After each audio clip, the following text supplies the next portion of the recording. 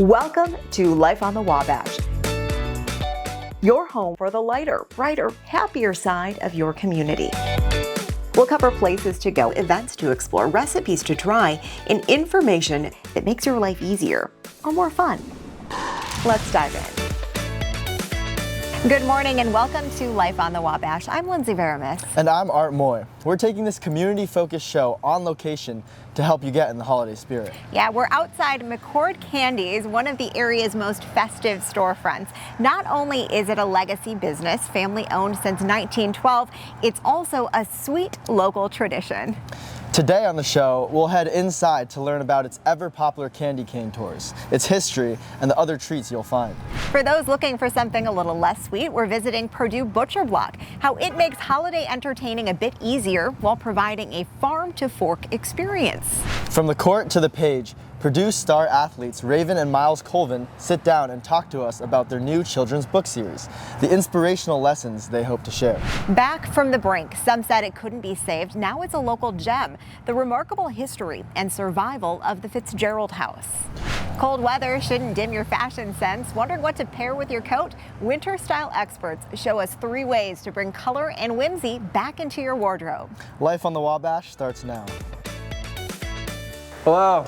Hi. Welcome to McCord Candies, one of Lafayette's most iconic candy stores. Today we're going to be interviewing Angie Pattingale. She's one of the owners with her husband. Angie, how are you? I'm great. How are you today? Good. I love the atmosphere you guys have cultivated here. Tell us about the physical location. Yeah, so we're actually in downtown historical Main Street. Our building has been here since 1865, so it was built as a single family home so long ago, right? Yeah. It's been a candy store since 1912. It was originally the Glatz candy store, and Ivy McCord was their candy maker. The store was actually upstairs where the candy kitchen is now. And when Ed Glatz passed, it was just kind of the natural progression of things for the McCord family to acquire ownership. That was so long ago, there's been several owners since then. Me and my husband Billy have owned the candy store for almost 3 years now. Wow. Yeah. Since 2021? Yep. And the store has been around for 112 years, is that? Yeah, a long time, yes. Oh, that's crazy. Yeah. Oh my gosh. I love the decor, like as old as this place is, you guys have kept it well antique and Victorian atmosphere. Like, how have you guys upkeep that? Yeah, so it was really important for us when we moved in to bring back that vintage nostalgic vibe. We really want people to come in from maybe a chaotic place outside to a comfy, cozy place full of memories where you're making good memories with your family. We're very family oriented. Actually, our entire family pretty much works here, especially at Christmas time. It's all hands on deck. Yeah. But it was really important for us to bring the art in. We're art collectors ourselves, and Really? Our kids might say hoarders, but we're art collectors. And now we have a place to showcase all of it, so that's very exciting. As long as it's organized chaos, It is, then yes, it very is much an so. atmosphere and not clutter and exactly, hoarding. yes. Speaking of Christmas, I heard you guys get very excited around the holiday season. Very. What can people expect when they come in here? Christmas is what McCord's is all about, right? So we actually are really known for our candy cane making. We try to hit a goal of 30,000 candy canes every season. So that's really what we're most known for, is the candy cane process and candy cane making. It's a very special candy. Unlike any other, I hate saying, but generic candy cane, we do it by hand all the way through, and we make a very special product for people. We use the candy cane in everything. We do candy cane shakes, we do candy cane soda, we do candy cane dust for bakers who like to put it in brownies and cookies and cheesecakes. I had no idea there was a dust. Yes. Oh yeah, we pulverize it. No candy cane goes to waste around here. Thank you so much, Angie. Join us later in the show as we actually get to see those candy canes get made. We are here on the second level at McCord Candies. It's a cozy spot, a great place to connect with friends and share time with family. That brings us to our next story. It's time to meet a Purdue sports family, already gifted on the court and field. They're now adding author to their list of accolades. It is rare to have one Big Ten college athlete in the family, but 3, you could say sports are a way of life for the Colvins. We have Purdue basketball star Myles Colvin and his sister, Purdue volleyball player Raven Colvin, here in the studio with us. The third athlete in the trio is their dad, NFL and Boilermaker football star Roosevelt Colvin. Together, they're sharing some lessons they've learned in a new children's book series. Raven, why don't we start with you? Can you tell us more about the project? Yeah, so my dad created this idea to create children's books for us, and I think it was just a really cool idea just with the rising of NIL and different things like that. I think this was a cool way to get our story out there, and I think it just books that tell our story and how we came from doing different sports and activities as kids and just our way of life and how we are here now today. For sure. And Myles, could you walk us through these 3 books and what each is about? Yeah, so we have Raven's book, which is from obviously when she was born up until, now in her recent college life, and it just tells a story about, her upbringing and all that. And also mine is the same. It's just from when I was born up until now. And then we also have our family ties with me, her, and my dad. And then we also have 2 more books that we don't have with us right now, the ABCs for littler kids, just basic things on ABCs. Hers is about volleyball, mine is about basketball. So Yeah. That's awesome. And what do you guys hope kids learn from your stories? I definitely think kids just learn that even though you may choose different activities and play 10 sports throughout your childhood, I think that at the end of the day, like choosing one, like just believe in that one activity that you choose and you can be successful, whether it's sports or being in the band or just on the dance team, like different things like that, because we all did that. So I think just showing our perspective and giving that to kids, I think that was the goal. For sure. And how do you think participation in sports at any level, not just college, impact the youth? Obviously I think it's really great for, youth to be involved in so many things, like she said, band, dancing, sports, just to be involved and around people and getting to know people. I think that's really big when it comes to, finding friends and getting to know the people that you can be in the future, could be your best friends 20 years down the line. I think the people that I've played basketball with for, so many years have still been my best friends. So I think it's really huge to, get involved in certain things like that and find the things that you love. For sure, that's awesome. The life of a student athlete can be very challenging. What does it mean to have each other as like a support system? Yeah, I think being able to go to high school together, I think that really helped. I think that was a cool experience. I think every time I see Myles like on campus, I get really happy because we're kind of busy, so I don't really get to see him as much, but we try to support each other as much as we can. I think the 2 years that I had before he came, I feel like they were normal, but just having that extra boost of love and support and someone that I can call daily if I need to, I think that's really special, and very grateful because a lot of people don't have anybody here for them. Here comes Colvin. Having a father who played sports professionally, how do you think his experiences impacted your path to success? I would say, he has a lot of input to put on a lot of things, especially sports. So I think, people could look at it either way. I think the good way is just that he knows what it takes to, get to where we want to be, and that's professional athletes. So I think he can be a little tough on us, but at the end of the day, you have to realize that he only wants the best for us. So I think that's the really good part, is he wants the best for us and wants to see us be the best athletes and best people that we are, and it's nothing but love. Just one last question for you, Myles. As a big Purdue fan myself, I think we can all say that your team's run to the national championship last year was pretty special. Yeah. Do you have one memory or moment that stands out to you most? I don't think I have a singular memory or moment, but I do think just the whole season as a whole is just something that'll stick with me for the rest of my life, just because it was so special. We did so many things as a team. We broke so many records. I think it was just, all the hard work we put in paid off, and obviously we didn't get the championship like we wanted, but I think it was all worthwhile.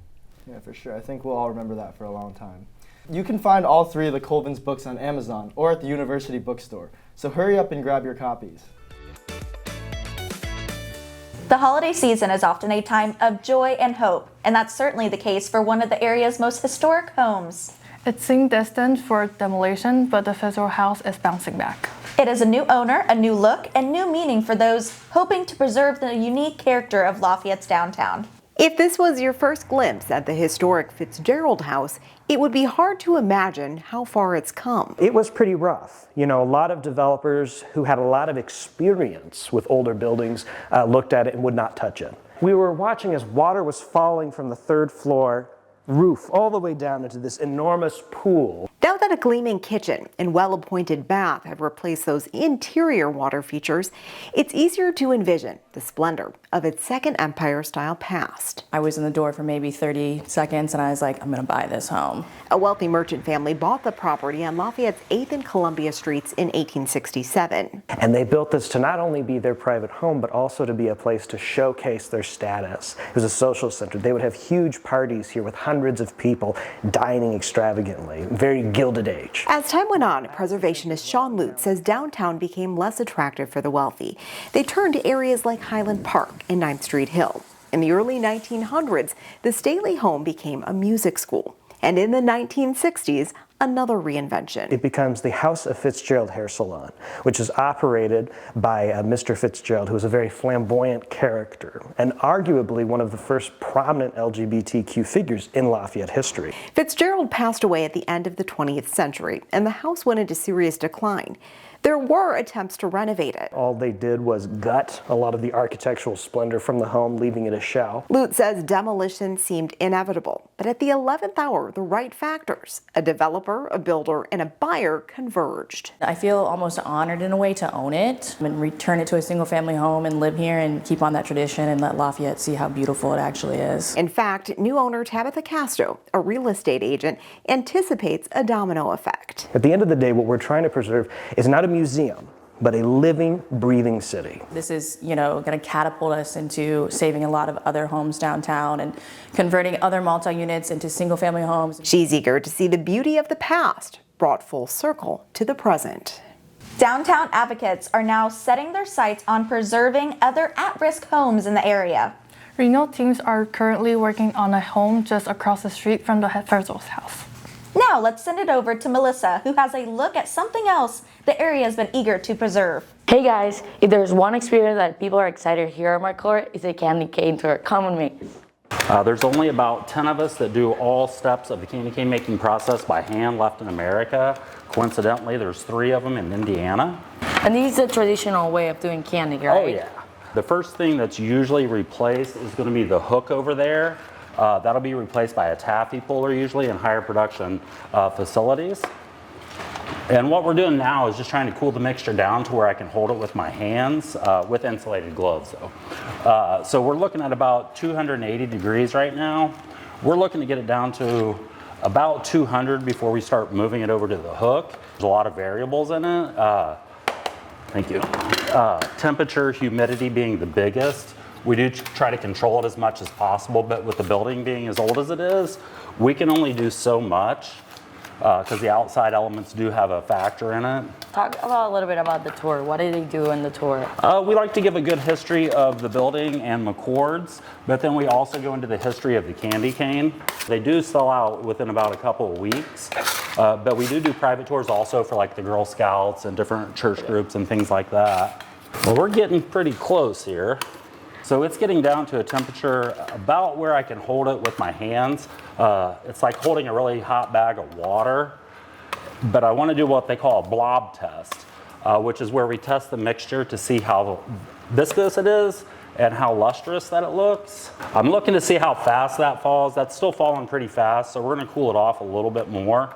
But after I'm done cooling it off, I'll separate about 1/3 of the batch to turn red, and then Shay will take it over to the hook to turn it white. And then once we get those colors where we like them, then we will combine them back together as stripes on top of the loaf, which is what we like to call the main body of the cane. And then I'm going to put some red in here. But we just mix this by hand, kind of almost like kneading bread. Okay. So that way we get it all in there, and we get any little bubbles in there that might burst and turn the whole candy cane pink. We don't want that. Pink candy canes are for Easter. And so I'm going to go ahead and go over in front of the ambient air heater over here, which is part of the original McCord's equipment, as well as the stoves, the hook, the fondant maker, and our kettles. Those are very important to take care of because a lot of the parts they don't make anymore. This is the best part, so everybody gets to try the warm bits. Go ahead and grab one. Thank you.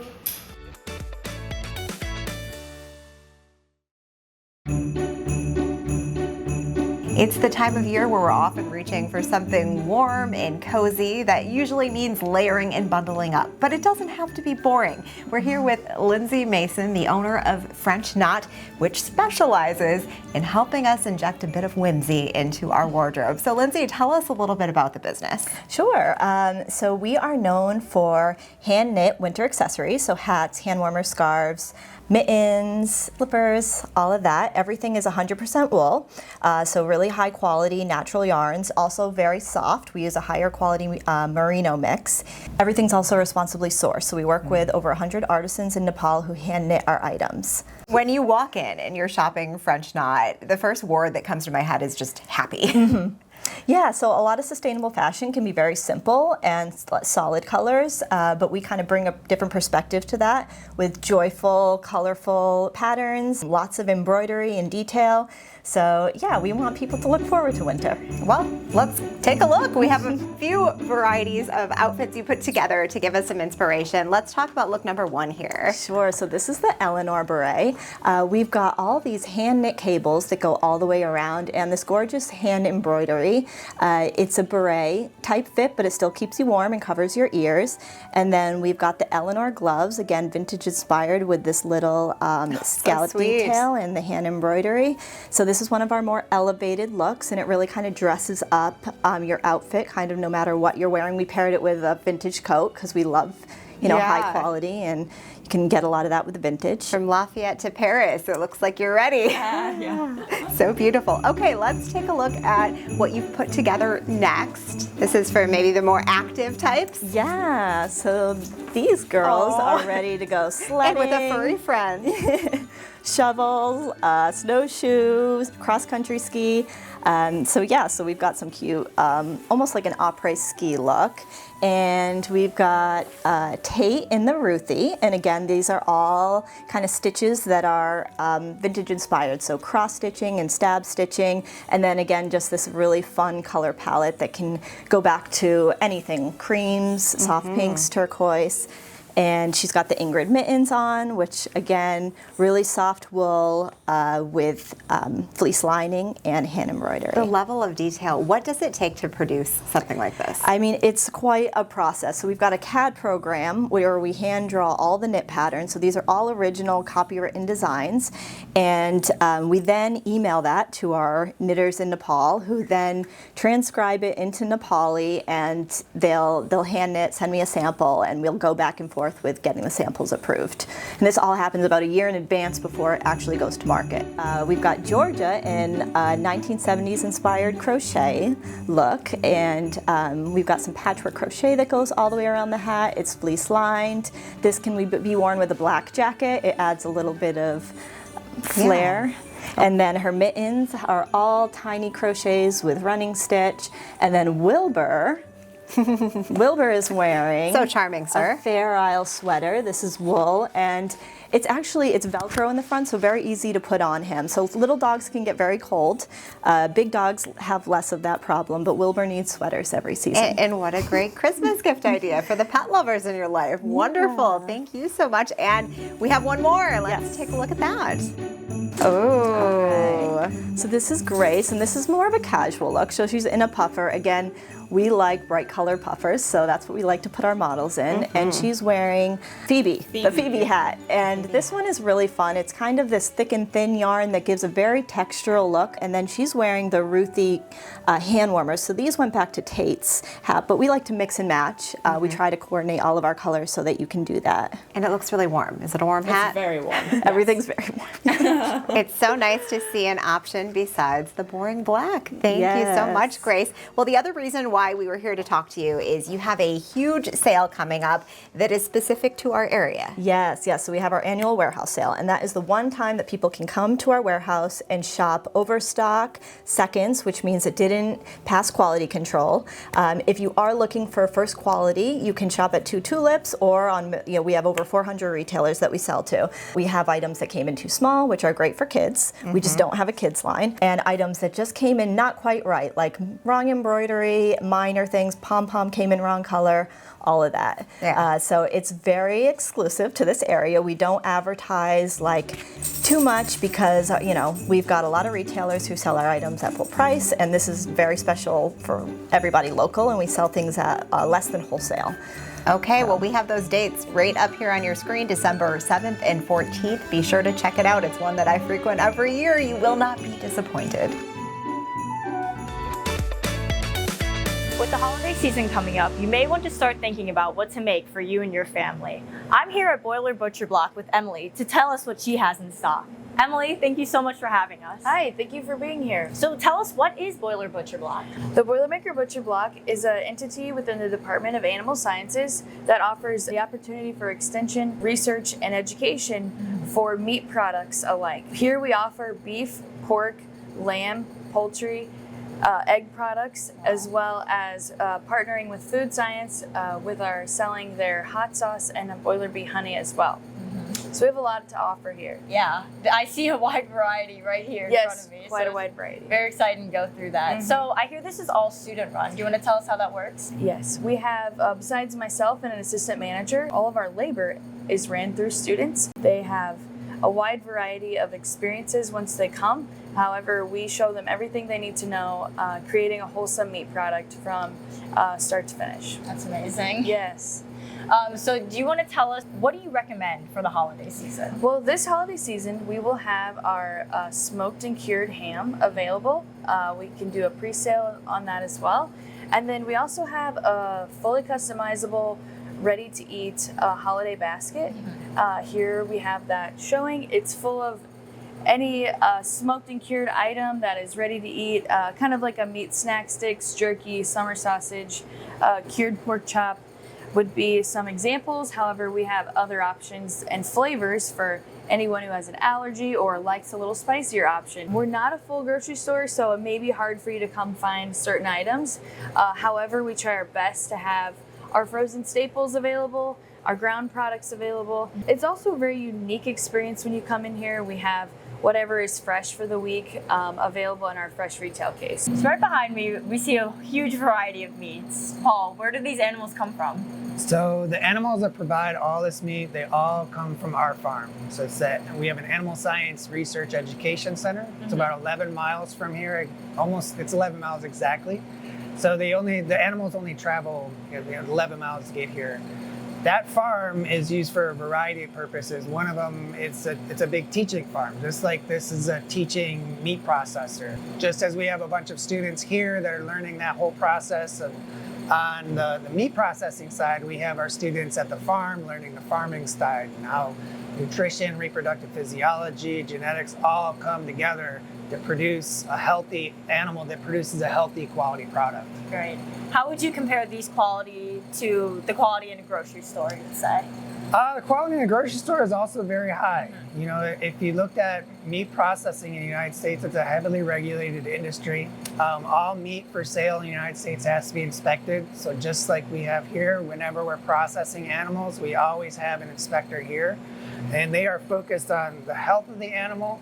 And then once it turns into kind of processing the animal, they're almost exclusively focused on food safety, how to take that from a live animal and make it into a product that is safe and wholesome for everyone. Right. Well, it's amazing that you guys provide this opportunity to these students. Thank you so much for the insight.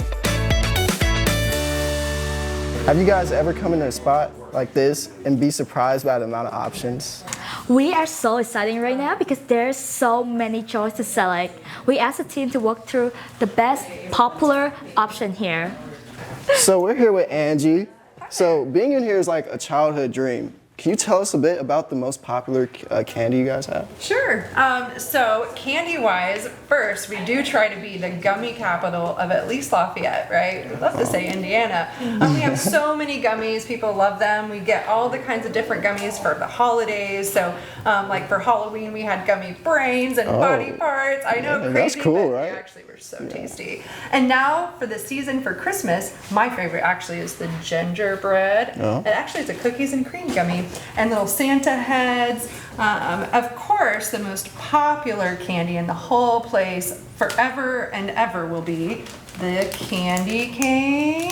Oh, you can never go wrong with the OG, right? That's right. Here's some of our candy canes here. Like when they don't come out as the perfect candy cane, we actually do it what's called misfit canes. So people can just buy one or buy them by the weight in little pieces because they're so good and you can do so many things with them, like take the sticks and stir up your hot cocoa with them. No, that's a great idea. I never thought about that one. I would definitely do that. See that you guys have a lot of chocolate, and as a big fan of chocolate, can you tell us more about which one is the best, especially for this holiday season? Of course. So the most favorite, like the candy canes kind of consumes our store, right? Even in the chocolates. So we have the candy cane truffle here.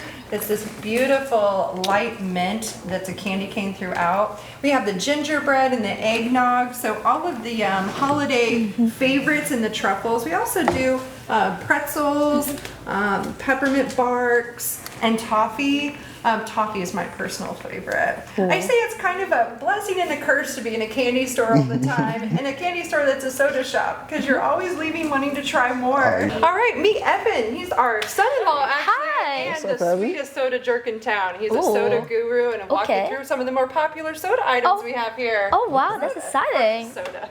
Right. Evan, take it away. So I'm going to focus on two sodas that we have today. They're probably our top sellers. Okay. The first one is our Mama Bear, which is made with that XXX root beer. You know, one of the other local businesses in town. We do 2 pumps of root beer to give it that nice base at the bottom. A single pump of vanilla syrup, and then if you want to do me a favor and hand me that squeezy bottle right there. Oh, of course, I got you, man. Thank you very much. A little bit of marshmallow on top. Ooh, yeah, that's right. that looks so good right now. It is. I'm going to set that just right there for a minute. The other one we're going to make is our signature drink. It's the McCord's Red. So it's our take on a classic red cream soda. So we're going to start off with our strawberry as our base.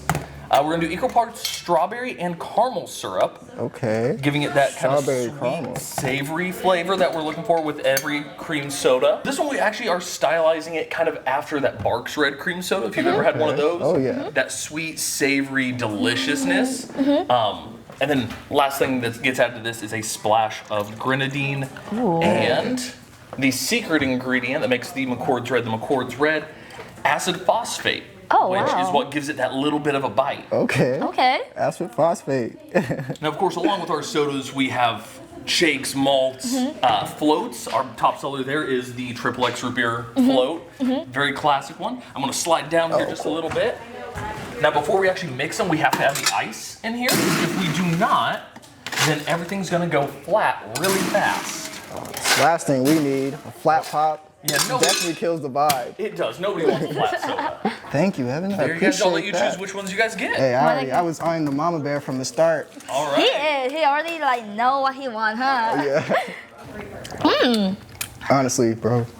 It's solid. It's fire. It is so good. Of course, the fun part of McCord is to explore your own adventure. Hey, come in, ask for Evan. He'll get you right. But then again, it's hard to go wrong here.